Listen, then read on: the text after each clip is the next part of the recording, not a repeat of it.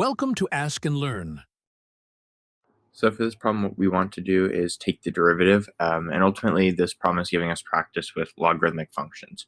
We know that logarithmic functions are used commonly in math applications, so it's useful that we can determine the rates of change at any given point.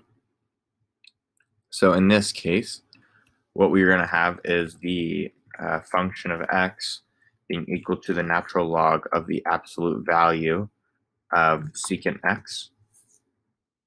And we can put this in parentheses if we want, and that'll give us the graph.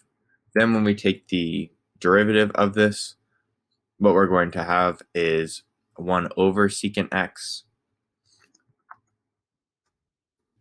And then we also want to multiply that by what we have in here, because that's the chain rule. So we'll have secant x tangent x.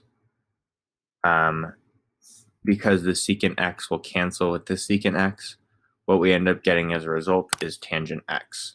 So if we were to see f prime of x, we see that it's equal to tangent x. If we were to just remove these portions of the graph, we see that it matches up exactly. So that shows us that we did it correctly and that the derivative of the natural log of the absolute value of secant x is tangent x.